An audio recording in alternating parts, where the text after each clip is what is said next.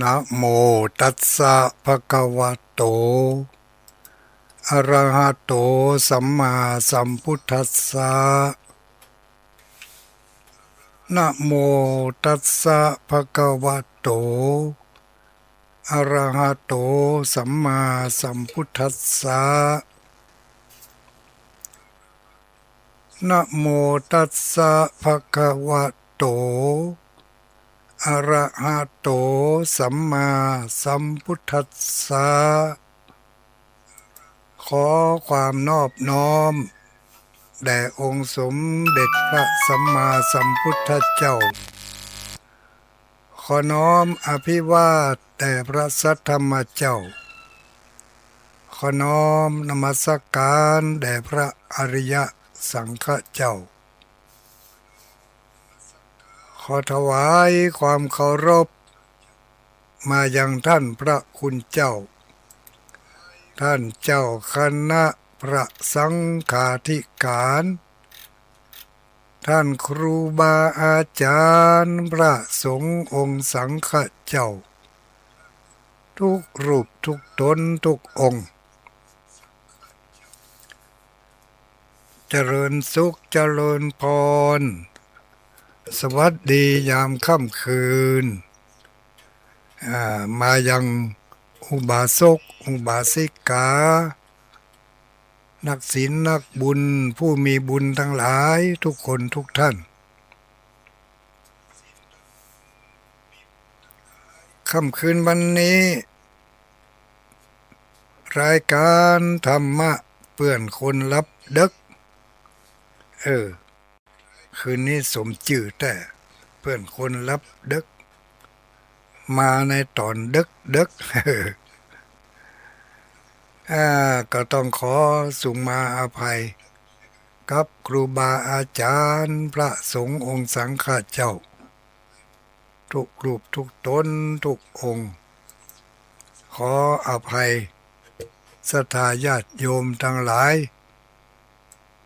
ที่ติดตามรับฟังรายการธรรมะเพื่อนคนรับเดิกทุกคืนวันจันทร์เนาะก็นำเสนอรายการโดยอาตมาภาพพระครูปฏิภาณธรรมทินที่เจ้าคลื่นสีขาวหูจักกันในนามตุลุงดอยคืนวันนี้มาจ้าไปหน่อยบัดน้อยสักคำจ้าไป1 ชั่วโมงก่อนจะเข้ารายการก็มานั่งพอนั่งก้อยเพื่อเจโทรมาเปิดสถานีมันเล่นบอกไปว่ะโอ้แต่เจ้าก็ยังรายการยังแต่เจ้าก็ยังเปิดออกได้อยู่เนาะถ้าจะลืมปิดเครื่องก็จะได้หมูแล้วจะปิดเข้ามาเมื่อคืนนี่เข้าบ่ได้รายการอื่นเข้าได้หมดรายการสถานีวิทยุคลื่นสีขาวนี่เข้าบ่ได้ว่ะก็เลยขอความเมตตาจากสามเณรโอรักให้ดำเนินรายการไปก่อนแล้วก็ก้อยแก้ไขอย่างใดก็ได้มันไม่ยอมรับเห็นแล้วก็เลยไปยืมเอาเครื่องมาแถมเครื่องหนึ่งเครื่องทรงของชมรมน้อยหนานสภาวัฒนธรรมพอดีว่ามันอยู่ใกล้นี่ไปยืมเอาเครื่องเขามาใจนี่9 โมงถึง10 โมงเมื่อคืนนี้ก็เนื้อหาสาระอย่างอื่นอย่างไกลนั่นก็คงจะยกยอดไปวันจันทร์หน้าก็แล้วกันเนาะเรื่องประวัติของ มหาชาติชาดกอ่ามหาชาติชาดกคืออ่าเรื่องพระเจ้าสิบจาตุที่พระสัมมาสัมพุทธเจ้าของเราได้บำเพ็ญบารมีมาสิบจาตุสิบปารมีสิบตัดด้วยกันที่เรียกว่าพระเจ้าสิบตัดพระเจ้าสิบจาตุเนาะกำลังได้เล่าไปอยู่สองจาตุจาตุที่หนึ่งเพิ่นได้เกิดเป็นเจ้าเตมียะกุมารจาตุได้บำเพ็ญเนกขมะบารมีเนาะ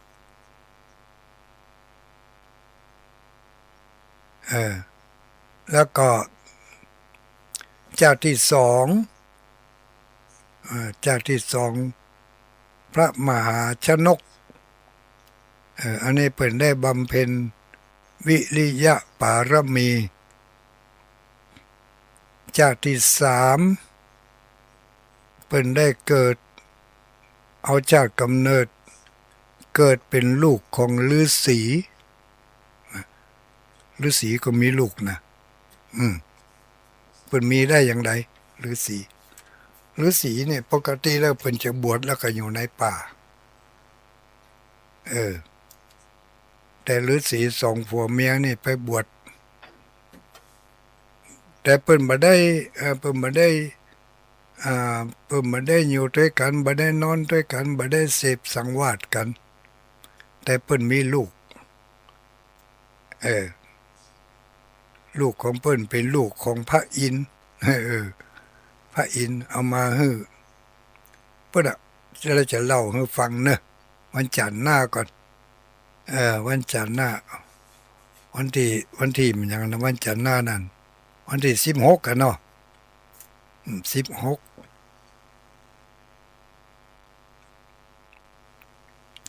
เรื่องมันยาวเรื่องยาวเรื่องสุวรรณสามนี่นะจะได้นำมาเสนอกันยาวๆเลยเนาะแต่ว่าเมื่อคืนวันนี้ก็เอาข่าวคราวเกี่ยวกับวันสำคัญของทางพระพุทธศาสนาซึ่งอยู่ในช่วงสัปดาห์ส่งเสริมพระพุทธศาสนาอยู่ในช่วงนี้จัดแต่ละหน่วยงานแต่ละองค์กรของจังหวัดต่างๆอำเภอตำบลเนาะเพื่อก็ได้จัดงานกิจกรรมเกี่ยวกับวันมาฆบูชาเพื่อเป็นการเทิดทูนยกย่องเพื่อเป็นการบูชาไหว้สาและลึกนึกถึงวันสำคัญของทางพระพุทธศาสนาของเราคือวันมาฆบูชาเพราะเป็นวันอันยิ่งใหญ่โดยเหตุการณ์มหัศจรรย์4เหตุการณ์ด้วยกันเกิดขึ้นในวันมาฆบูชาก็เป็นไปอย่างที่หมู่เฮาทั้งหลายได้ยินได้ฟังกันไปแล้วนั่นมีความสำคัญขนาดไหนบอกได้คืนนี้อาตมาภาพทุลุงจะบรรนำรายละเอียดเกี่ยวกับวันสำคัญอันนั้นในเหตุการณ์ต่างๆนั่นมาบอกมากล่าวเนาะก็อาจจะเพียงแต่ว่าอ้างถึงเนื่องในวันสำคัญเป็นวันที่หมู่เฮาทั้งหลายควรจะระลึกถึงเป็นอย่างยิ่งเพราะถ้าวันนี้บ่มี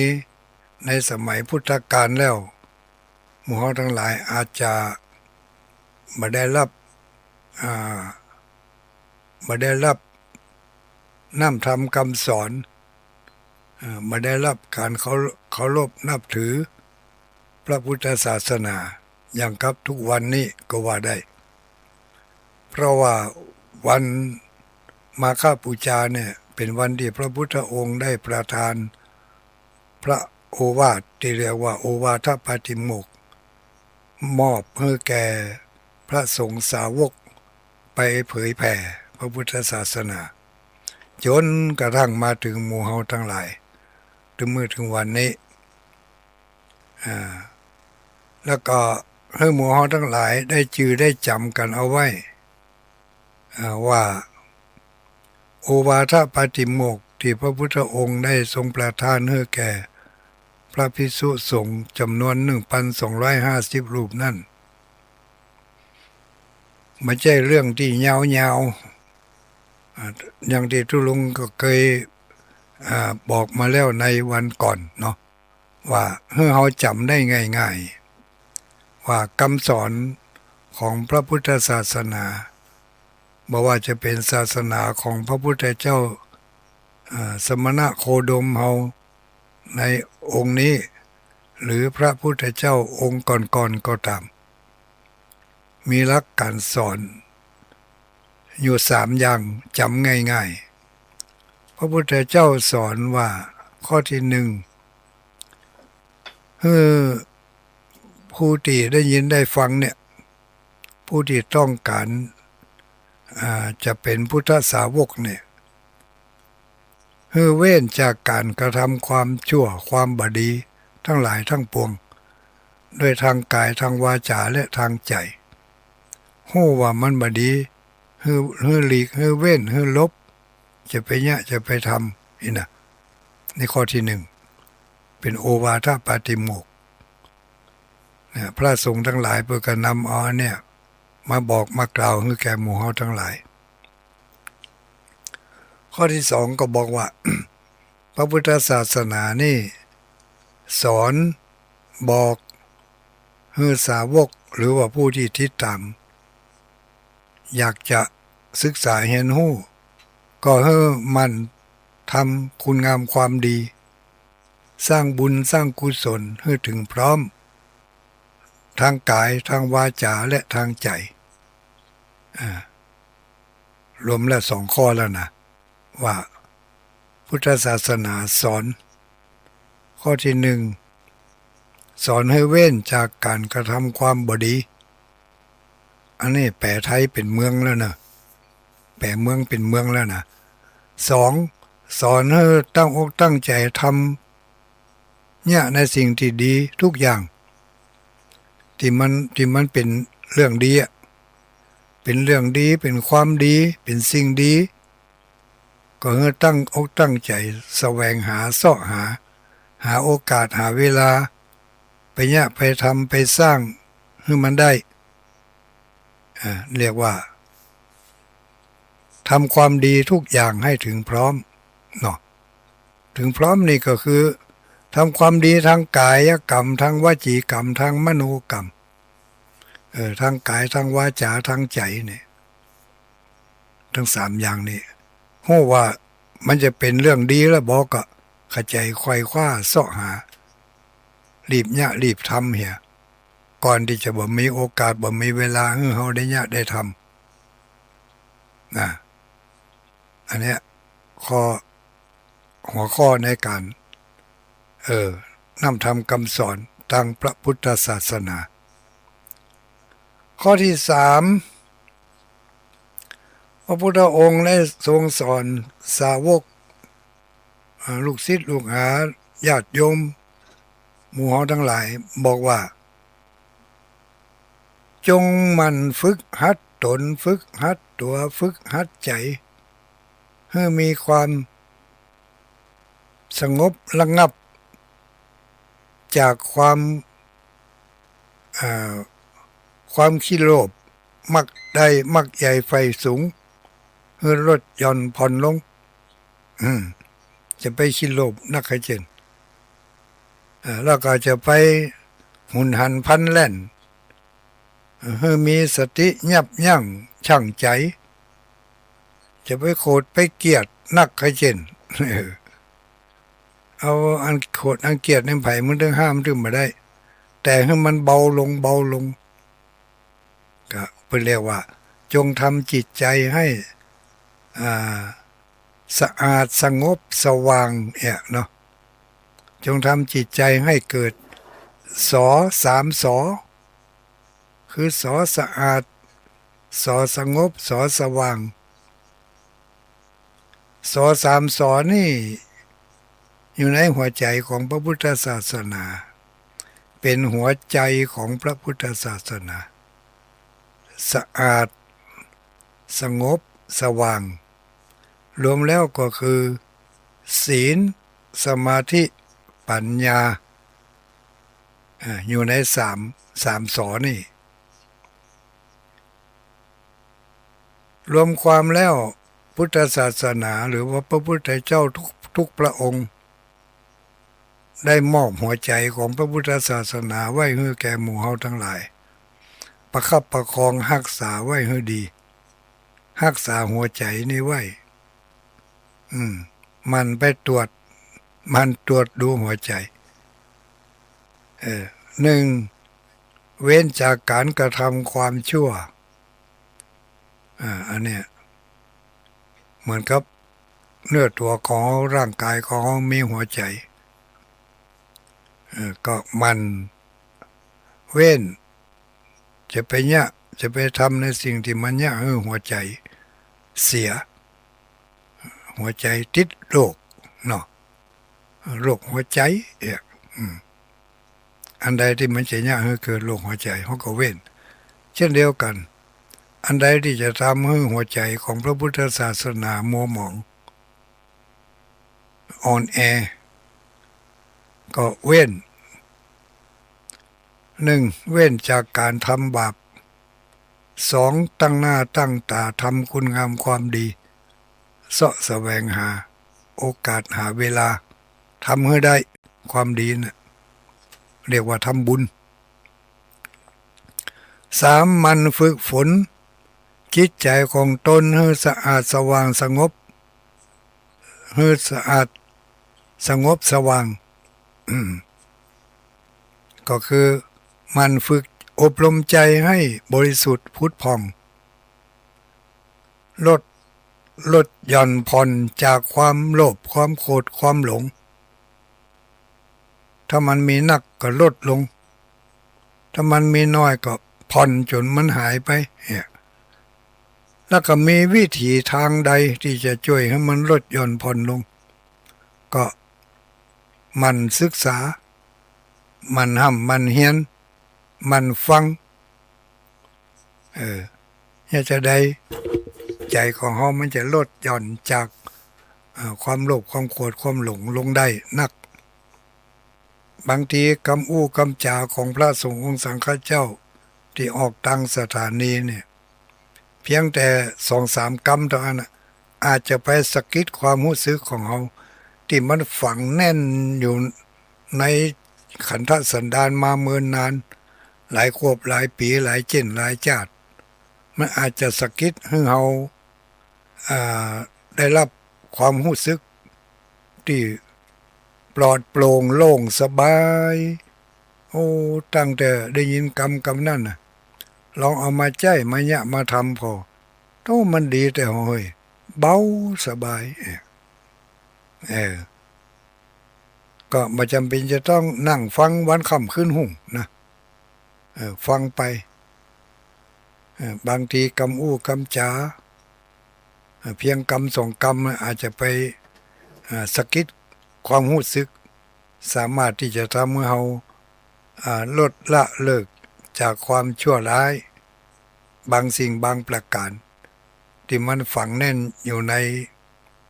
จิตในใจในตัวของเรามาเป็นเวลาอันเมินนานเนาะอันนี้ก็ฟังกันก็เกิดจากการที่มาล้ำลึกนึกถึงวันมาฆบูชานั่นเองเนี่ยวันมาฆบูชามีความสำคัญอยากให้เราได้ล้ำลึกนึกถึงหัวใจของพระพุทธศาสนา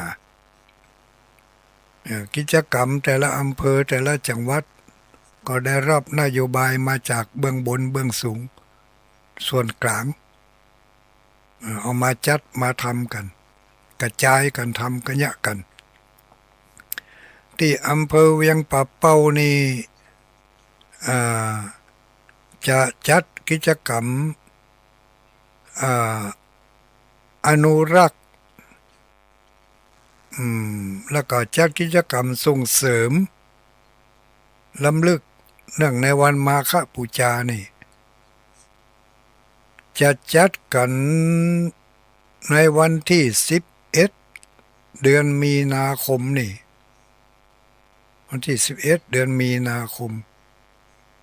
วันเดือน6ดับกันเนาะวันนั้นนะเนาะ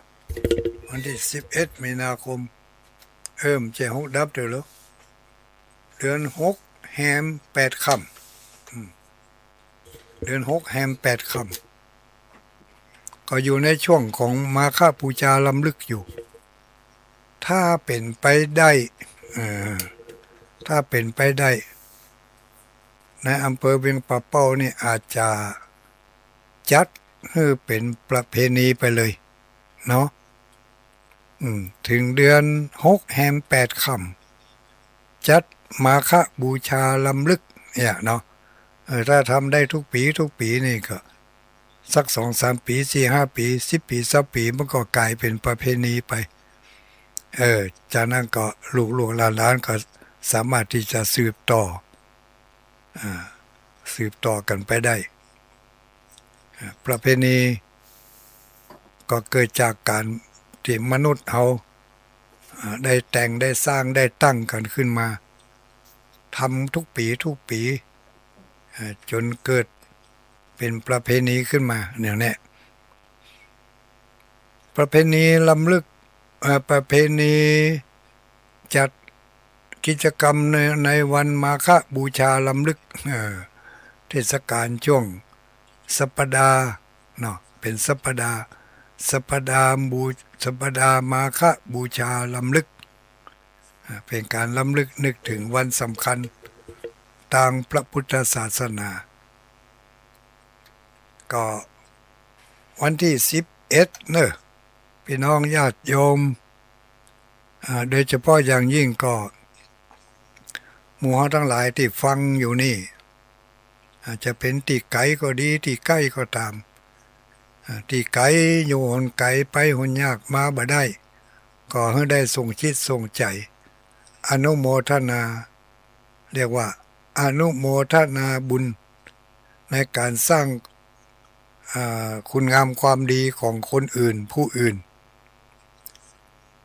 ส่งกำลังจิตกำลังใจเข้ามาร่วมสาธุอนุโมทนาตัวมันก็มีพลังญาติโยมเป็นเรียกว่าพลังแห่งคุณงามความดีเนาะเมื่อเฮาฮู้เฮาทราบข่าวการสร้างคุณงามความดีของคนใดที่ไหนเฮาอนุโมทนาตัวเฮาก็ได้บุญที่ว่าใจของเฮาเป็นใจที่ยินดีในการทำความดีของผู้อื่นคนอื่นแล้วก็ผู้ที่อยู่ใกล้อย่างพี่น้องญาติโยมสาธุชนเฮาอยู่ใกล้อยู่ทะลับครับใกล้นี่จะเป็นตำบลสันสลีตำบลเวียงตำบลบ้านโป่งตำบลปางงิ้วตำบลเวียงกาหลงตำบลแม่เจดีเขต1เขต2เขต3ตำบลแม่เจดีนี่มี3เขตด้วยกันแล้วนะเมื่อเดี๋ยวนี้อันนี้ก็แต่ละตำบลนั่น วันนั้นเปิดมีการประชุมกัน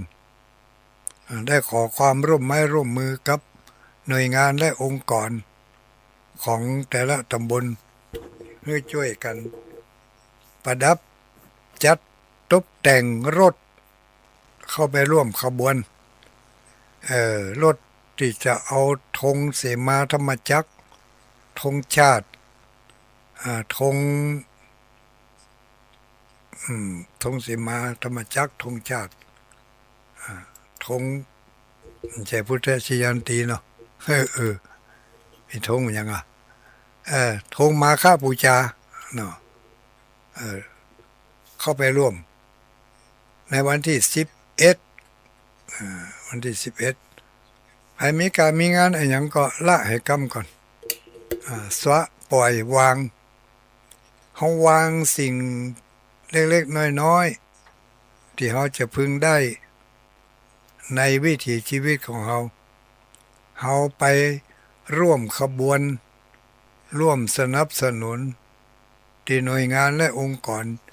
จัดงานอันยิ่งใหญ่ก็คืองานมาฆบูชาล้ำลึกเนี่ยด้วยความตั้งอกตั้งใจเพราะว่างานนี้ไม่ใช่ว่าเป็นงานระดับเจ้าบ้านเป็นงานระดับชาติงานระดับโลกเพราะเกี่ยวเนื่องอาศัยเกี่ยวเนื่องถึงพุทธบารมีขององค์พระสัมมาสัมพุทธเจ้าและก็บารมีของพระสงฆ์ขีณาสพอย่างน้อยก็จำนวน 1,250 รูปที่ได้รับพุทธโอวาทหรือว่าได้รับโอวาทปาติโมกข์จากพระบรมศาสดาเมื่อเอามาลำลึกนึกถึงอย่างนี้บุญบารมีเขาก็จะได้ไม่จะได้อันเดียวอย่างน้อยก็1,250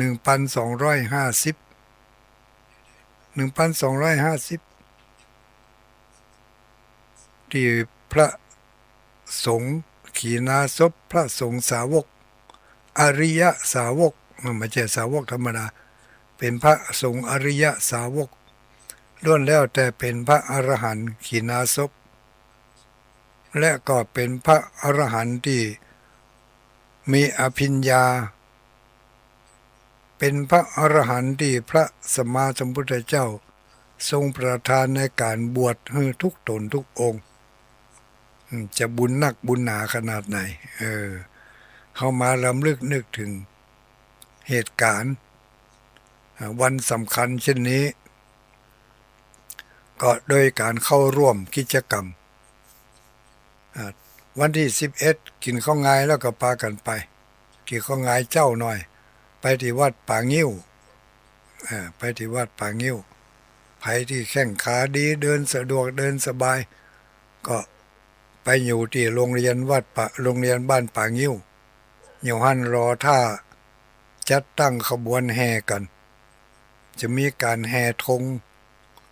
งชาติธงเสมามีขบวนของแต่ละตำบลนะมาเดี๋ยวนี้หันส่งรูปส่งลายมาให้หลายตำบลที่ส่งรูปการประดับรถที่จะนำเอาไปร่วมขบวนนั่นก็หลายกันละที่ได้ส่งมาที่ได้จัดแต่งรถแล้วเรียบร้อยส่งหูปมาให้พอจิมเนอะที่หันนี่มีรูปของรถตำบลป่างิ้วเนาะแล้วก็รูปของรถตำบลเวียงกะหลงตำบลป่างิ้วตำบลเวียงกะหลงมีตำบลไหนแถมบุญนักที่อื่นมีแฮมอยู่ก็ลองดูแต่ละตำบลจะจัดกิจกรรมในครั้งนี้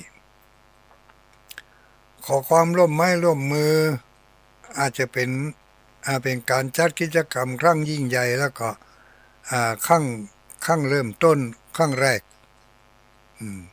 เขาจัดกันในครั้งแรกถ้ามัน มีผลดีคือประโยชน์ถึง2เบื้องเฟื่องฝ่ายคือตั้งพระพุทธศาสนาแล้วก็ตั้งราชการบ้านเมืองเนาะตั้งพี่น้องประชาชนเมื่อมันเกิดคุณเกิดประโยชน์ต่อไปเขาก็จะช่วยกันจัดทำอย่างเงี้ยในงานนี้ก็ขอเชิญผู้ที่อยู่ทรับทับใกล้ได้สละเวลาเข้ามาร่วมกันเป็นงานที่ควรจะระลึก ควรจะระลึกนึกถึงคนที่จะสนับสนุนเนาะเป็นงานที่ควรจะสนับสนุนเป็นอย่างยิ่งในกิจกรรมของหมู่เฮาทั้งหลาย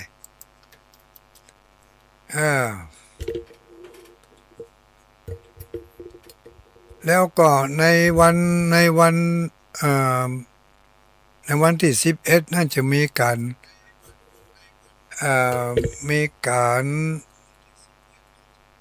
มอบเกียรติบัตรให้แก่วัดที่จัดกิจกรรมส่งเสริม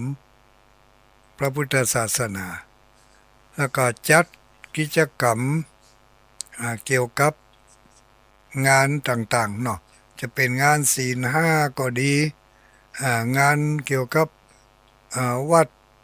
ประชารัฐก็ดีหรือว่างานอบตของแต่ละวัดก็จะมีการไปมอบเกียรติบัตร และสำหรับพี่น้องชาวบ้านเฮานั้นผู้ที่ไปร่วมงานในครั้งนี้ก็จะบ่ไปเปล่าปิกจะบ่ไปเป่ามาได้เนอะจะมีข้าวน้ำโภชนะอาหารลงทุมลงทานได้เลี้ยงกันจัดเลี้ยงกันอย่างเต็มที่แต่เจ้านี่ก็ไปร่วมปรึกษาหารือกันที่วัดปางยิ้วในแต่ละตำบลก็จะจัดลงทุมลงทานไปร่วมกันสำหรับทางด้านเอกชนพ่อแม่พี่น้องปู่ป้าน้าอาจะไปร่วมตั้งโรงทานน้ำดื่มก็ดีข้าวปลาอาหารก็ดีก็ขอเชิญไปได้เนอะเป็นส่วนบุคคลไปกันก็ได้จะเอามันอย่างไป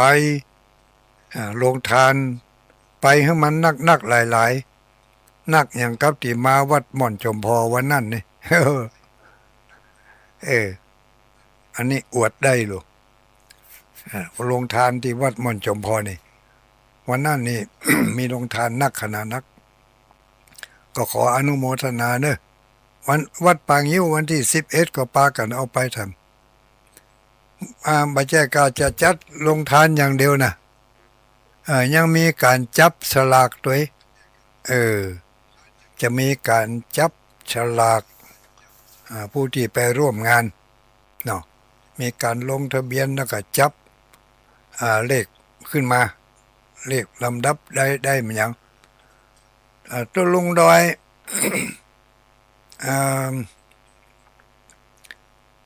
ตัวลุงดอยกับท่านมหาเสาแก้ว มาเดี๋ยวนี้จะร่วมกันบริจาควิทยุทรานซิสเตอร์10 เครื่องกำลังได้10 เครื่องแล้วใครจะให้จะหอมตัวก็บอกนะแจ้งความประสงค์มาวันที่11มีวิทยุทรานซิสเตอร์เอาไว้ให้ฟังธรรมะก่อนนอนธรรมะเพื่อนคนรับดึกธรรมะเพื่อชีวีเนี่ยเนาะธรรมะสำหรับประชาชนอย่างของท่านพระครูปริยัติชัยวัฒน์นะอันนี้เพิ่งก็เป็นรายการธรรมะภาคเมื่อแรงเนาะที่สถานีวิทยุแมกจานโมเดิร์นแล้วก็สถานีวิทยุคลื่นสีขาวเพื่อชาวประชานี่เพื่อจะให้ญาติโยมทั้งหลายที่ใฝ่ในบุญได้มีโอกาสได้รับวิทยุทรานซิสเตอร์ ในวันที่11เด้อ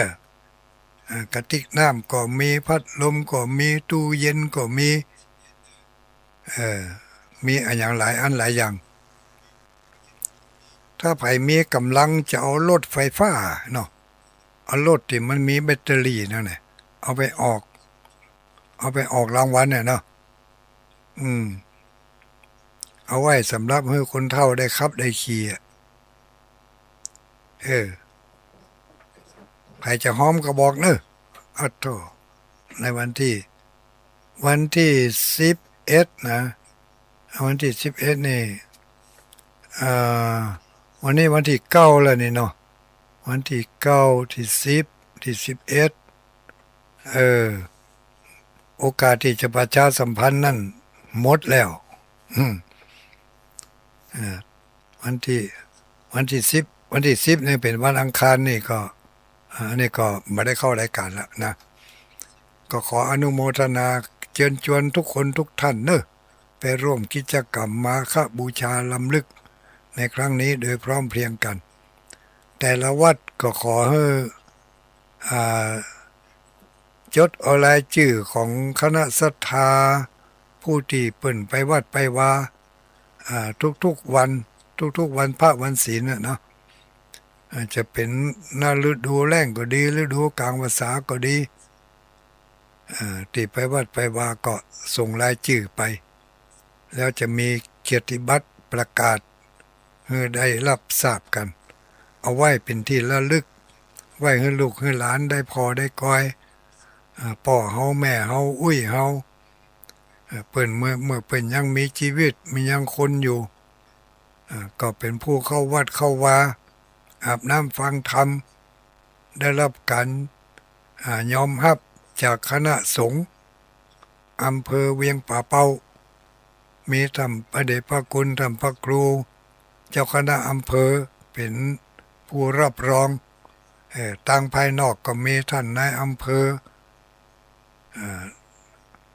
ในอำเภออย่างว่าพงศักดิ์เพชรคงแก้วอีกเนาะเป็นผู้รับรองเป็นปอบ้านลูกเนาะมีท่านเจ้าคณะอำเภอเป็นประธานฝ่ายสงฆ์มีท่านนายอำเภอเป็นประธานฝ่ายคฤหัสถ์รับรองในเกียรติบัตรนั่นลูกหลานเขาได้หันเข้าใจก็จะมีความชื่นอกชื่นใจแต่ละวัดก็ส่งกันไปอย่าลืมเนอะเรื่องเข้าป่าอาหาร เอาไปรวมกันเอาไปออกโรงทานกันถ้าใครรู้ว่าการทำบุญฮืดตาลนั่นน่ะมันมีความสุขความม่วนอย่างใดลองไปออกโรงทานพอแล้วเขาจะรู้สึกว่าผลบุญจากการให้ทานมันมีความรู้สึกอย่างไรนี่นะอันนี้เป็นเครื่องพิสูจน์อันนี้วันที่ วันที่11เนาะ เดือนมีนาคม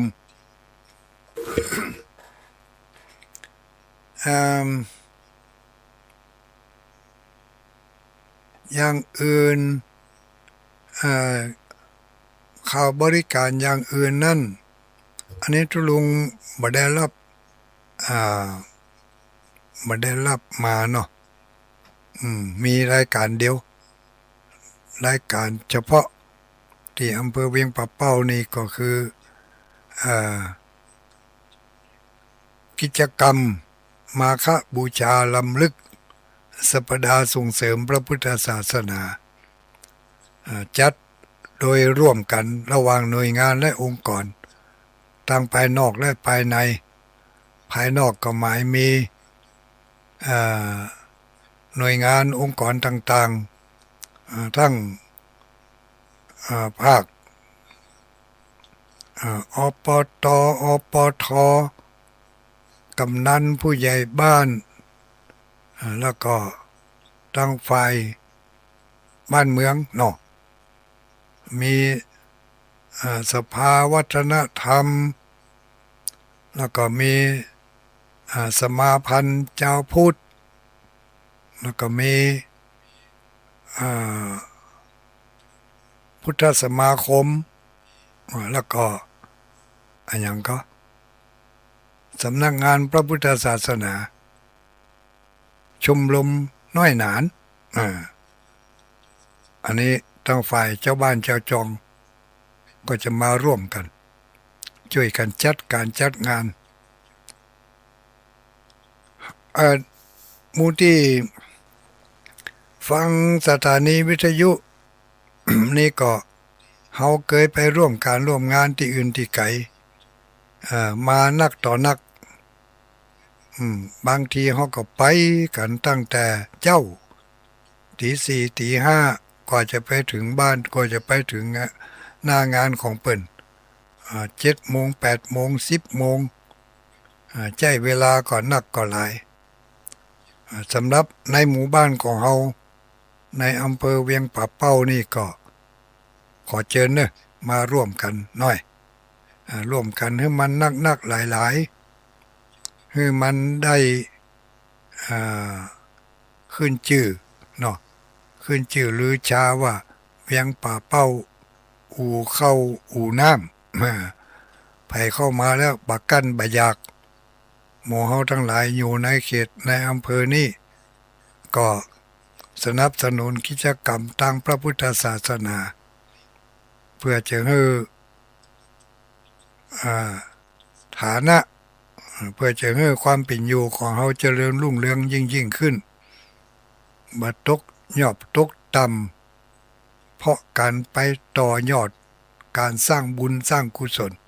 อันยิ่งใหญ่อย่างที่ทุลุงเคยบอกเนาะเคยบอกว่าการทำทุกอย่างจะเป็นทางกายก็ดีทางวาจาก็ดีทางใจก็ดีเมื่อเราทำลงไปแล้วนั่นแหละคือสมบัติของเราที่เราจะได้รับไปในวันข้างหน้าถ้าเราทำด้วยจิตด้วยใจที่มีกำลังแก่กล้าด้วยความเสียสละแน่นอนมั่นคงสิ่งของเหล่านั้นได้มาด้วยความบริสุทธิ์ผลที่จะได้รับก็คือในปัจจุบันชาตินี้ก็อยู่ที่วัตถุที่เขาจะนำมาเป็นของกินของทานอยู่ที่ความตั้งใจที่เขาจะตั้งอกตั้งใจให้อย่างที่เขาจะมาร่วมในวันที่11นั่นเขาก็ตั้งอกตั้งใจด้วยความเคารพด้วยความระลึกถึงวันสำคัญอันยิ่งใหญ่ของพระพุทธศาสนาก็ของหมู่เฮาทั้งหลายนั่นเองนะอันนี้ก็ขอให้ภาคภูมิใจว่าครั้งหนึ่งเขาจะได้มีโอกาสได้ร่วมกิจกรรมงานอันยิ่งใหญ่ก็ขอเชิญชวนทุกคนทุกท่านเนอะเอาจากเวียงป่าเป้าก็ขยับไปแถมน้อยแถมเดือนเนาะเดือนเมษายนนี่ก็จะมีกิจกรรมสำคัญอยู่2 กิจกรรมในวันเดียวกันนั่นก็คือกิจกรรมการทำบุญทำทานวัตถุสิ่งก่อสร้างและสถานีวิทยุกระจายเสียงสถานีวิทยุกระจายเสียงคลื่นสีขาวที่เป็นสถานีใหม่สถานีใหม่ได้จัดตั้งขึ้นมาใหม่ที่วัดบรรพตสถิตตำบลพระบาทอำเภอเมืองจังหวัดลำปางในวันที่25เนี่ยญาติโยมทั้งหลายวันที่25เดือนเมษาจะเป็นวันทำบุ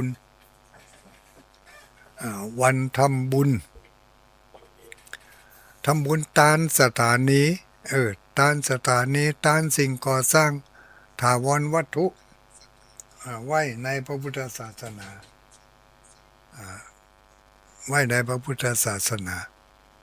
ตานสิ่งก่อสร้างตานถาวรวัตถุตานสถานี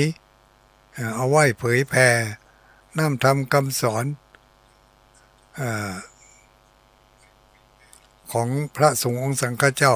เพราะว่ามันบ่มีช่องทางอื่นที่จะดีไปกว่าเนาะเขาจะไปประกาศเผยแผ่สถานีอย่างรายการอื่น บางทีก็อย่างว่านั่นน่ะมันไปบ่ถึงแต่ว่าสถานีวิทยุนี่มันเป็นพื้นฐานของบ้านเฮานี่นะในวันที่25เดือนเมษายนเอ่อทำบุญตานสถานีวิทยุที่วัดบรรพตสถิตอำเภอเมืองจังหวัดลำปางฟังกันอยู่ก่อนนี่ฟังหู้เรื่องเหรอ บางคนฟังบ่หู้เรื่องนะมี2 งานเนอะวันนั้นนะวันที่25เนี่ยมี2 งานด้วยกันงานหนึ่งก็คืองานตานสถานีวิทยุเนาะงานที่2ก็คืองานอ่าถือโอกาส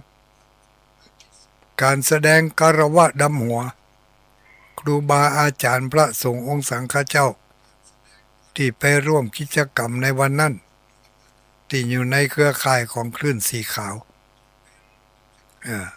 หรือว่าพระสงฆ์องค์สังฆเจ้าที่เปิ่นอยู่บริเวณทะลับคับใกล้ที่มีคุณูปการต่อการเผยแผ่ต่อวงการเผยแผ่ของคณะสงฆ์ก็จะนิมนต์เปิ่น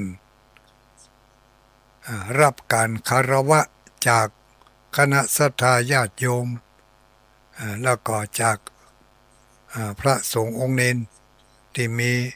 อายุพรรษาน้อยกว่าก็จะถือโอกาสในวันที่25นั่นภาคเจ้าก่อนตอนก่อนเพลเป็นภาคที่ทำบุญถวายเสนาสนะสิ่งก่อสร้างรวมไปจนถึงสถานีวิทยุถวายก่อนเพลภาคบ่ายหลังเพลไปแล้วก็เป็นภาคของการแสดงคารวะดำหัวพระสงฆ์องค์สังฆเจ้าที่ไปร่วมกิจกรรมในวันนั้นในวันที่25อันนี้ก็แจ้งกันต่อไปเนอะพี่น้องญาติโยมที่ฟังอยู่ถ้ามีโอกาสก็ขอเชิญไปร่วมกันเตรียมเนื้อเตรียมตัวตั้งแต่บัดเดี๋ยวนี้เลยซ้อรถซ้อรางกันไว้เหี้ยเนาะจักชวนกัน9 คน10 คนก็ได้รถให้กันก็พากันไปนะมื้อนาเฮาได้ร่วมกันเทื่อหนึ่งสำหรับการพิธีหล่อเทียนพรรษานั่นนี่อันนี้ก็ไปท่าฟังเอาวันที่25บุญเนอะว่าปีนี้จะจัดรอกันที่ไหนรอกันที่ไหนวัดใดจะรับเป็นเจ้าภาพในการจัดงานก็ต้องไปรอฟังในวันที่25จะได้แจ้งให้กันทราบในที่หั่นเนาะเพราะว่าช่วงนี้ข่าวคราวอย่างต่างๆก็ยังมีนักมีหลายอยู่เดี๋ยวก็จะเกิดการสับสนวุ่นวายรอวันที่25ก็ได้รับทราบเกี่ยวกับการรอเทียนพรรษาในปี2569นี่เนาะนอกนั้นก็คงจะน่าจะเปิดรับสายกันเนาะเปิดรับสายให้สักหน่อยจะมีไผที่หลงเหลือคงข้างตกข้างได้ยินได้ฟังอยู่ก็แจ้งมาเนอะ0932722499มีคนแจ้งมาทางไลน์ก็หลายคนแล้วเนอะมีผู้แจ้งมาทางไลน์มีไผนี่มีน้องพรรัตนังยังฟังอยู่อันนี้ไผรับไปแล้วก้าเนาะอันนี้ไผแถม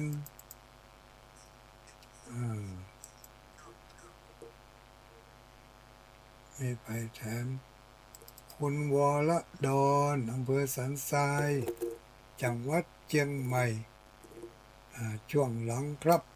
รับฟังสมณเณรอารักษ์อยู่ลูกจีเต็มแบบนี่ที่ไหนก็ลูกจีนี่นนทบุรีก็ว่ากรุงเทพลูกจีฟังอยู่คอนเทนต์ซ่อนอยู่อ้าวรับสายคนเมืองเงาเจริญพรเอาไหว้เช้าเดี๋ยวลุงเจ้าไหว้สาไหว้สาโอ้อันนี้ไอ้ก็ปฏิทินได้แล้วเดี๋ยวเจ้าชงมาแล้วได้แล้วกะเจ้าได้แบบวันที่เดือนมีนาวันที่2เจ้าอ๋อแล้วก็เจ้าโอนเงินวันนั้นเจ้าโอนเงินลุงสาวโอนบุญนะตามสะดวกตามสบายเนอะเจ้าโอนไปแล้วเรียบร้อยเนาะเจ้าโอนมาแล้วเจ้าลุงสาวโอนเจ้าอันชัดเจนดีก่อชัดเจนเจ้าชัดเจนดีเป็นตัวแทนของพี่น้องเมืองเงาเนาะเจ้าวันนั้นเมืองเงาเปิ่นมากับจะนักย่ำมาด้วยเปิ่นโอ้ไปเจ้าอยู่บ้านนอก6นะนั่นปุ่นกะติดป่าปุ่นกะติดป่าอนุโมทนาสาธุลุงมีสุขภาพพลไม้สมบูรณ์ลุงเจ้าขอบคุณขอบใจมากขอพรนี่กลับไปตอบสนองไม่วิต่อไปสายต่อไปไม่วิอย่าง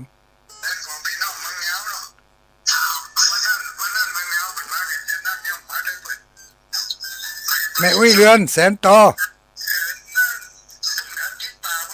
แม่วิเรือน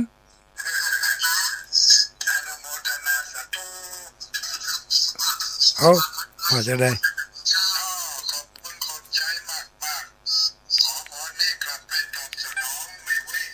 เจริญพร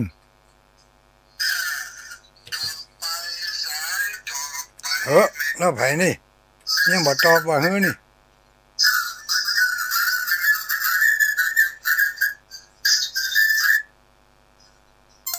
เล่นบ่วางสายให้กันนี่เจริญพร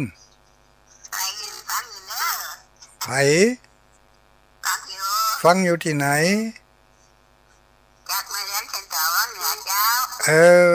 ไม่เลี้ยนเส้นต่อกะอนุโมทนาสาธุเนอรับดีฝันดีโชคดีมีใจสาธุขอบคุณหลายๆขอบใจจัดหนัก0932722499เจริญพรสาธุวันนี้โทรได้แล้วเนาะได้แล้ววันนี้หัวมือบะแป๊บเนาะหัวมือบะแป๊บเนาะอนุโมทนาเนอสาธุบ่ลืมละเจริญพรแม่น้อมนั่นก็ตกข่าวไปได้อย่างใดตกข่าวกับไปพนามเนี่ยกับมันก้อยนั่นอนุโมทนาเนอสาธุขอบใจหลายนั่นน่ะเป็นน้องที่อยู่ตั้งบ้านน้ำดิบมันอย่างนั้นใครได้ปฏิทินไปเอาที่ถ้ำพระครูสถิตเนอพระครูสถิตสารคุณฝากไว้หัน2-3แผ่นด้านนะเจริญพร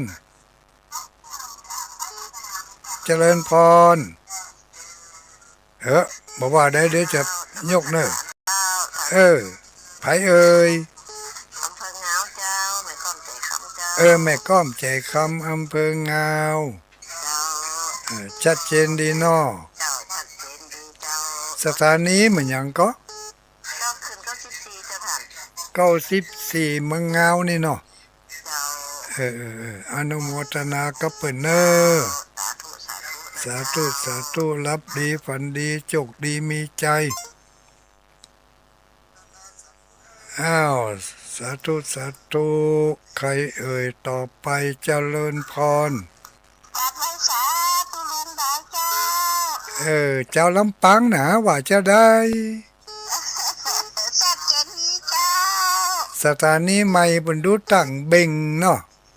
บะเบงหนาพังกุดของเจ้า พังกุศลกุองค์อะชัดเจนดีเนาะ เจ้าชัดเจนนี้เจ้า บ่มีหยังมารบกวนก็ม่วนอกม่วนใจเนาะ เจ้า อนุโมทนาเนอ ใจสูงนะ อ้อขอบคุณขอบใจวันที่25ปะกัน เจ้า สาธุสาธุอนุโมตามิเจริญพร เจ้าแผ่ไม่ตาเจ้าหลวงพ่อครูบา อันนี้เจ้าละปูนกันนี่ ฟังอยู่เนอะเจ้าลำปางเจ้า เจ้าลำปางแจ้ซ้อน เจ้าลำปาง แจ้โฮม ฟังไปเนอะ รับฟัง หลวงพ่อเนอะ รับฟังสถานีไหน ฟังหรือคืน106.0เจ้า 106.0 เจ้า อันนี้ ดังฟังชัดดีหลวงพ่อ อันสถานีวันพุธอาทิตย์ตั้งตอนเจ้าซ่อหาบอกป้าหลวงพ่อบ่ได้ฟังอ่ะเนอะ สถานีบรรพตบ่ถึงก้าทีเนี่ยแจ้ซ้อนอ่ะ ก็น่ากะตรงซ่านเนี่ย นั่นก็บ่ถึง นั่นน่ะซ่อหาตึ้งป้าเอาไว้ติดอะไรก็ได้ ไปอัน ง่าย ก้อยๆหมุนพอ อาจจะได้ฮับตั้งเชียงใหม่ได้อย่างพุ่นน่ะของอัน ได้ยินนะเจ้า ของแม่ มันชัดดีเจ้าขอบคุณหลวงพ่อและหลวงพ่อเนอะ อนุโมทนาสาธุจกดีมีใจเนอะ เจ้า รับดีฝันดี สาธุ อันนี้แม่สายพินกัลยาของแม่คำนวณเปิ่นอยู่บ้านดินดำเบ้เปิ่นรับของปุ้นน่ะรับสถานีแดนดินถิ่นล้านนาเชียงใหม่ปุ้นน่ะเปิ่นรับได้หอมันเป็นห้อมอยู่นะ เจริญพร กลุงฟังอยู่เด้อกำลังใจโทรมาจากนาแก่แม่มอกแม่บุญนาคุติเดช แม่เมาะลำปาง แม่มอลำปางกำลังใจอู้มือก็จะแปบแล้วนี่ เกือบแปบแล้วก็ไปให้มันแปบเนอะ ของควายบอกว่ามันจะปิดนี่ บุญเมมตายเขาคายลังว่องสักวันเนาะ เออ วันนี้ว่องแล้วปะกันแล้ว นั่นเนาะเราฟังทุกตนทุกวงว่าฟังตึงวันเนาะ ดีละกำลังใจ จะได้มีสรณะมีที่เปิ่งตั้งใจเนาะ เจ้า อนุโมทนาสาธุ สาธุ จกดีมีใจรับดีฝันดีเนอะว่าได้คนเมืองเปล่า เจ้าอ้วนขาเราประกอยเนี่ย มันใช่เมืองเปล่ากะ เราประกอยเจ้า เราปากก่อยลำปูนเนาะ แม่หม่อมนะจ๊ะ แม่หม่อม นั่นอันหลวงปู่ว่ามีสู้อันหนองพ่อสาวนี่ บ่ได้กำเตือกะ ได้สักแก้วนะเจ้า ลองไปยื้อพอตีวัดบ้านวัดอย่างว่าวัดผาขาวเนอะหนองผาขาว หลวงพ่อสาวอ่ะ เออ เข้าวัดเป็นลูกนะเนี่ยขอไปขอไปเลย ให้ลูกให้หลานไปยื้อพอเหรอ เจ้าก ำลังเหลือหันสักแผ่นสองแผ่นอยู่กะ อ๋อ